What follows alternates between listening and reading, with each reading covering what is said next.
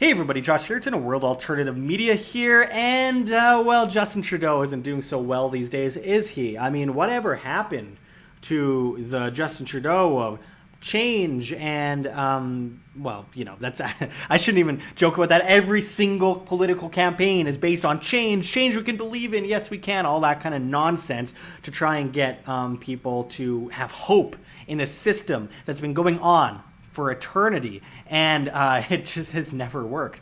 But as this says, Justin Trudeau, the rise and fall of a political brand. We're not going to play the podcast, obviously, but Justin Trudeau has fallen pretty far in recent days, and there's no doubt why. I mean, from groping women to the SNC Lavalin controversy, that's just, the surface that we see. But it goes so much deeper. This is a guy who has claimed under the guise of, we're going to give you free things and I care about people and equality and all that kind of stuff. He has used this as a tool in order to reel people in emotionally and then tax and extort them further and create further problems. This is one of the most corrupt people I've seen in recent years. I don't think he's smart enough to write his own policy. I think he's actually really stupid. I think other people write the policies, but nonetheless, he is one of the biggest disgraces I've seen in recent years. It's made fun of everywhere. I'm a Canadian. I'm in the U.S. and I talk to someone and they're like, oh, Trudeau, that guy with the hair and, people kind, instead of mankind, those comments, the SJW prime minister. It's ridiculous. He is a joke, but even more so, he's dangerous. He's a dangerous person like any government official, organized crime racket where they extort people in order to push their collective viewpoints onto the masses. This guy is essentially on the verge of being a dictator in a lot of ways. I mean, the amount of laws and regulations and extortion schemes that have popped up in Canada in recent years is absolutely astonishing. It's crazy that people haven't, rioted at the steps of Parliament with torches at this point. And again, this is also a guy who said he respected China's basic dictatorship several years ago. But anyway, getting into this story here, it says, poll, nearly 2/3 of Canadians disapprove of Justin Trudeau after scandal. Just after scandal? Well, let's see what this article says. And I quote, a new poll finds Canadian Prime Minister Justin Trudeau's disapproval rating is rising and may be attributed to Trudeau's role in a scandal involving the engineering company SNC Lavalin. The Angus Reid Institute found that 47% of Canadians strongly disapprove of Trudeau's performance in office. Together, those who disapprove and strongly disapprove comprise 65% of those polled, or nearly 2/3. And you can see one of the polls here. Do you approve or disapprove of the performance of Prime Minister and Liberal Party leader Justin Trudeau? 9% strongly approve. Who are these people? It's just every government employee that the Liberals employed to prop up the jobs numbers. Moderately approve, 23%. Moderately disapprove, 18%. And then strongly disapprove, 47%, and 2% not sure. Oh, I don't know what's going on. Who are these not sure people too? It's like, how do you not, what state is your mind in when you don't realize that more than half your money, over 60% of your money that you work hard for, is getting ripped from your check and thrown into these crazy social programs and sent to other countries around the world? Anyway, it shows a lot about the subservience of the masses. Continuing on, it says, while his support still remains high among those under 35 years of age, Trudeau's support has declined significantly during the past 4 years. Among those aged 55 and older, his initial approval rating was at 63% and has now dropped to a mere 30%. Man, that's about as bad as Bush was at the end of his presidency, by the way. He was at around 28% at the end. Approval of Trudeau by age. And you could see how it changes since December 2015 there. A new Wall Street Journal article suggests Trudeau's declining approval ratings may be due to his involvement in a serious scandal regarding the engineering company SNC Lavalin. The scandal began with a lawsuit against SNC Lavalin in February 2015. Canadian police charge SNC Lavalin with charges of corruption and fraud with Libyan officials from 2001 to 2011. On the charges filed against SNC Lavalin in Canada, the company is pleading not guilty. However, in 2014, a former SNC Lavalin vice president pleaded guilty in Swiss court to nearly identical allegations. After SNC Lavalin was charged in Canada, they threatened to move their office from Montreal to London. Trudeau made it clear that this change in location and lawsuit could disrupt the lives of 9,000 Canadian SNC Lavalin employees. And I quote, "It is our job as parliamentarians to defend the interests of the communities we were elected to represent." Trudeau said at a press conference, "I stressed the importance of protecting Canadian jobs and reiterated that this issue was one of significant national importance." However, SNC Lavalin's evident lobbying record with Trudeau and Canadian government's odd ties to the company are making people skeptical of Trudeau's true motive, including his former Attorney General, Jody Wilson-Raybould. Trudeau allegedly placed a large amount of pressure on Wilson-Raybould to find a way to settle the case against SNC Lavalin without taking it to criminal trial. However, Wilson-Raybould resisted this interference and recorded a phone conversation between herself and Canada's top bureaucrat, Michael Wernick. And I quote, "I think Trudeau is going to find a way to get it done," Wernick allegedly told Wilson-Raybould on the recording. And I quote, "This is going to look like nothing but political interference by the Prime Minister, by you, by everyone, by everybody else that has been involved in this," Wilson-Raybould responded, according to the Wall Street Journal. Based on the polling data, that is exactly how Canadians are looking at this interference. In February and March 2019, Canada's Parliament held hearings to dig into the potential political interference of Trudeau and the SNC Lavalin trial. During these hearings, Wilson-Raybould told Parliament that Trudeau had reminded her that he was an elected representative from SNC Lavalin's home base, to which Wilson-Raybould responded, "Are you politically interfering with my role, my decision?" After this interaction, Wilson-Raybould recalls getting a call in late 2018 while on vacation in Bali, where Trudeau told her she would be demoted from Attorney General to heading Veterans Affairs. After the release of Wilson-Raybould's phone call with Wernick, Trudeau expelled her from Canada's Liberal caucus, saying she had violated their trust. But the only trust that seems to be violated is between Trudeau and the Canadian people. As 2020 rolls around, this scandal may just bring about a change in Canada's political leadership. And there's no doubt that there's obviously a lot of tensions rising right now in Canada, a lot of cultural shifts, a lot, there's also the combination of the issues between, the PCs and obviously Mad Max, Maxime Bernier, and the People's Party. There's obviously a lot of evidence that Trudeau is going to be booted out of office, though who knows how rigged this system truly is. But again, how rigged it truly is when you have to deal with a system where you replace one puppet with another. They're organized crime. It's organized crime. What do you expect? There's going to be corruption within an organized crime racket. This is a racket that depends on the subservience and stupidity and weakness of the populace to survive and thrive. Every moment that they can get stronger and they can control more people, the more they benefit. And of course, they're going to always push people in that direction. So this is an entity that steals most of, literally the majority of people's money to fund crazy programs that hurt the masses, that cause more problem, reaction, solution, repeat, that Hegelian dialect, over and over again for eternity. So yeah, Trudeau is threatening Wilson-Raybould and pushing, this whole dynamic scheme between him and SNC Lavalin. Big scandal. So was him groping women that no one seems to be talking about anymore. And, look, the controversies with Justin Trudeau are abundant.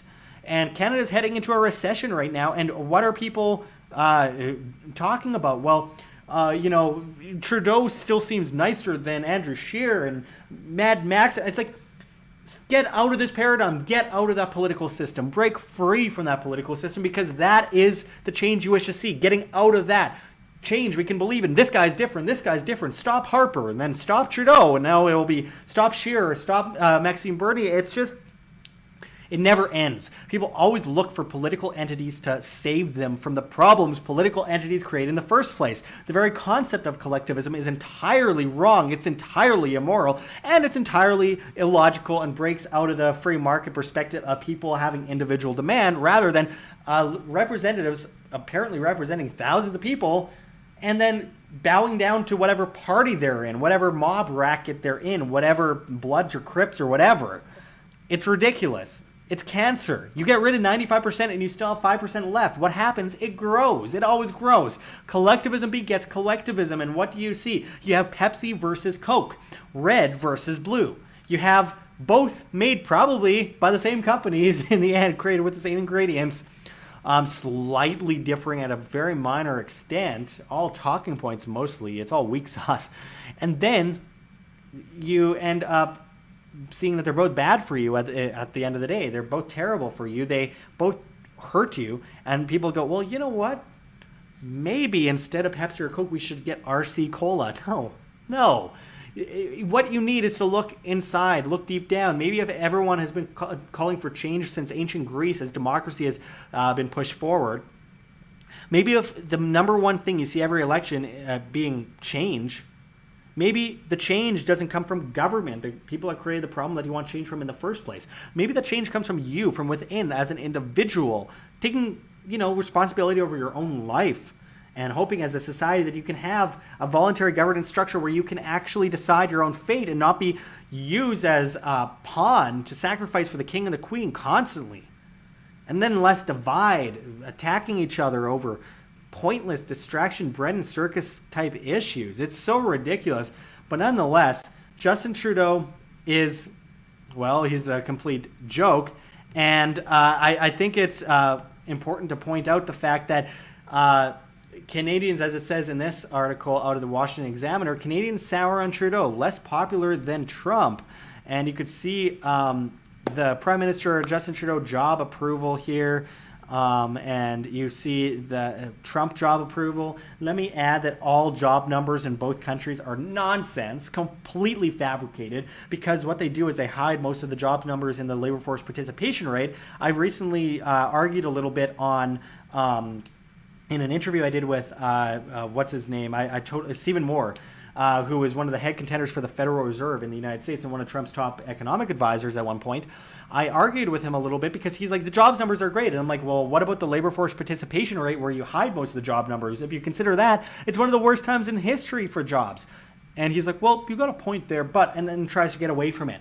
These people know exactly what's going on. They're just trying to perpetuate their stupid system and their stupid gang and their stupid ideas and perpetuating this to what they believe are stupid masses. They do not think much of the people that support them. They just use them as like, let's fool these people into supporting our stupid ideas further, which create more problems. And then we come in as a solution to these problems.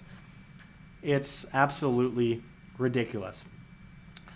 Why Justin Trudeau's main foe in 2019 is Justin Trudeau of 2015. Who would have thought? I'm not going to go into that article, especially being out of state-run media. I make a habit of not, getting into state-run media much. People have to remember, I've been calling Justin Trudeau, I called Justin Trudeau a scumbag to his face when I confronted him in 2017. But on top of that, I should note that I've been calling out Justin Trudeau for a long time, since before he was in office. And I theorized back as early as 2012 that he was Canada's Obama, that he would be propped up and groomed to be the next prime minister.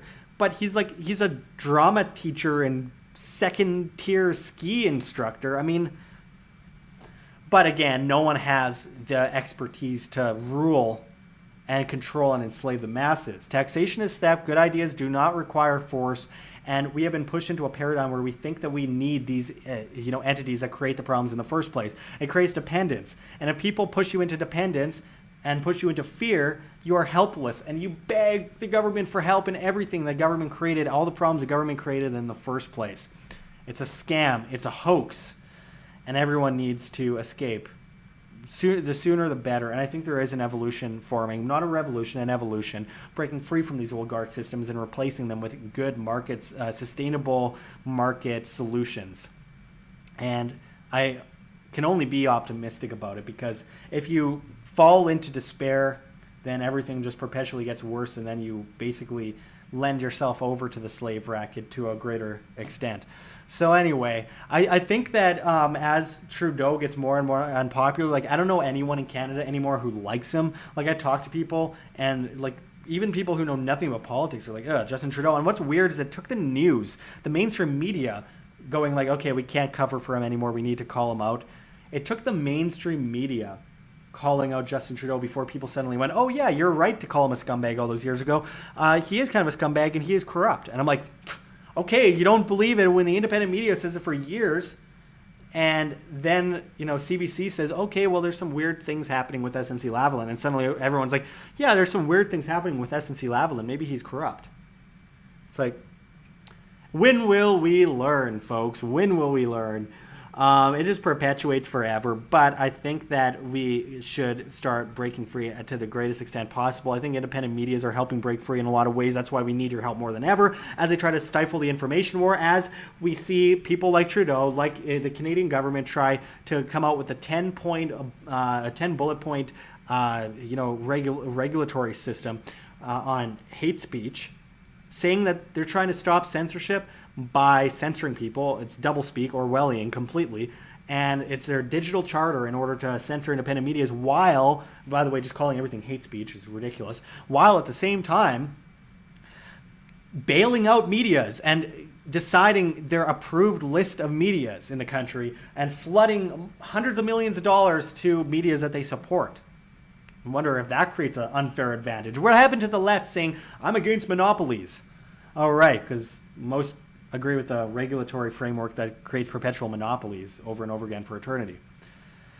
Government is organized crime, folks. Anyway, there's nothing new under the sun there. Thanks for watching, everyone, and until next time, this is Josh Sigurdson signing out from World Alternative Media. Find the truth, be the change. Like what you see here, OM? Don't forget to check the links below. GoFundMe, Patreon. We can't do it without you. Any donation is very much appreciated, as we are so heavily demonetized and shadow banned to a crazy extent. We have lost about 80% of our reach since the beginning of this year as they rip away subscribers, etc. It has gotten out of control, and it's becoming more and more difficult to stay alive here on World Alternative Media, bringing you guys free content every day. You can also check our Bitcoin address in the description, as well as on the screen for you to scan if you please. And also check us out on all these other alternatives like Subscribestar, where we are doing subscriber only content for people at the $4.99 US a month tier and up. We really appreciate it. You could tip us on there and pledge anything, but from $4.99 and up, we are giving people subscriber only content that you won't find here on YouTube. And speaking of YouTube, there are so many alternatives for YouTube these days, including BitChute, which we are on at World Alternative Media, as well as, of course, the new flote.app, flote.app, where they are truly replacing all of these social medias, including Facebook, Twitter, YouTube, Tumblr, Reddit, and of course, Twitch and Patreon, all in one place, and it is truly incredible what they are doing. We are moving over there in mass, as well as BitChute, BitTube, Steemit at Josh Sigurdson, all those other places, as well as PocketNet. We are on as well at World Alternative Media. There's so many options today, and we're trying to get into as many of them as possible because we need to back ourselves up. We are winning this information war, but we are getting to a point where they are cracking down more desperately than ever, and we got to do whatever we can to stay alive, as it's getting more and more difficult all the time. We also have events coming up, including Anarchadelphia 2019, which will be in Philadelphia, Pennsylvania in September.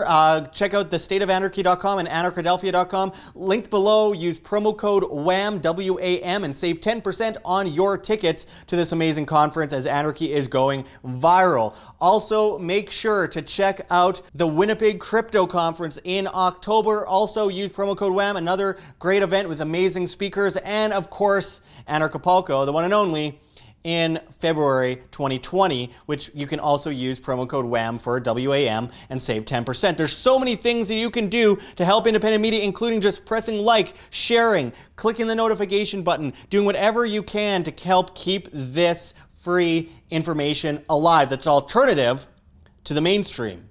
Anyway, until next time, thanks for watching, everyone. This is Josh Sigurdson signing out from World Alternative Media. Find the truth, be the change.